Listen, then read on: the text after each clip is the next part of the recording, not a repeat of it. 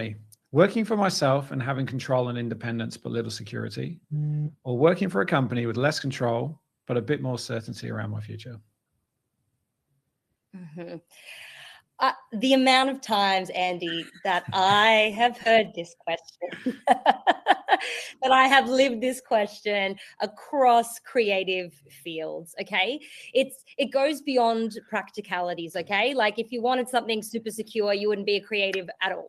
You just go and work in some other industry, right? So I would say that it's to do with it's a nervous system question at the end of the day. It's what can you handle?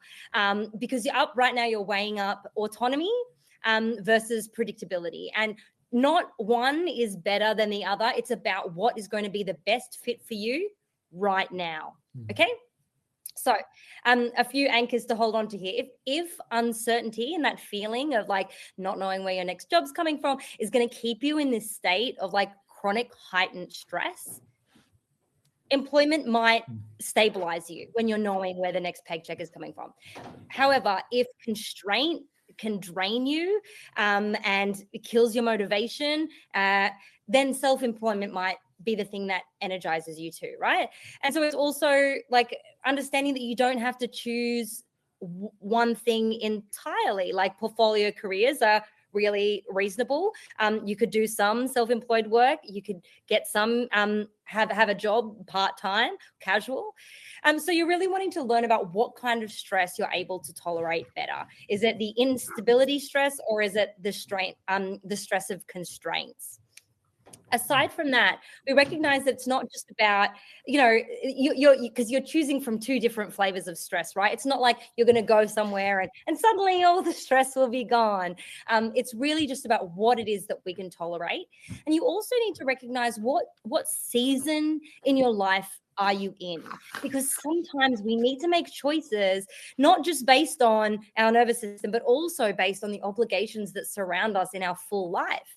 So maybe when you're younger, you don't have as many responsibilities or things to tie you down. You might be in a season of experimentation. You might want to try some new and brave and bold things. In my early 20s, and I worked in film and TV, and I worked in radio, and I worked in music, and I was in visual arts. Like I just wanted like the buffet of everything that I could try out. Then maybe you're later in life and you're looking to start a family. You have a partner. You want to knuckle down, not be moving around so much. I think then you need to recognize, well, what is it that's going to be able to facilitate that part of my life now? Maybe that does mean you need something a little bit more stable. So it's not necessarily like being a traitor to, previous versions of yourself. It's recognizing that our identity, our needs, and our responsibilities are always in flux. And we should allow our work to be able to shift as our life does change. What an excellent answer. Thank you. Tara, anything you want to add there? Oh, I was just nodding along, like plus one to all that. I think the only other consideration some people, it's like what you can handle, what your constraints are, but there's also just the business cycle. It's easier to be a freelance when you're in good times, and when things are a bit more constrained, it's better to be in-house, because the freelance people are the first ones to be sent away. So I think that's the other thing to think about as well. And the other one is what your growth trajectory looks like. There's kind of two ways to grow: being one place forever or moving around a lot. In the creative field, I think getting as many experiences as you can in the early days is really helpful, rather than being only a one-trick pony who's been doing one thing for a decade. So those are the only other things that I would mix in. But yeah, it's temperament. It's what you can handle and what fits. In general, I encourage people in their early career to take as many risks as possible, get as many experiences as possible, because it really pays back, in the future. And when you also have those constraints of, you can't travel because of kids, and you've got a mortgage, and you've got a lot more obligations and responsibilities. Yeah, great.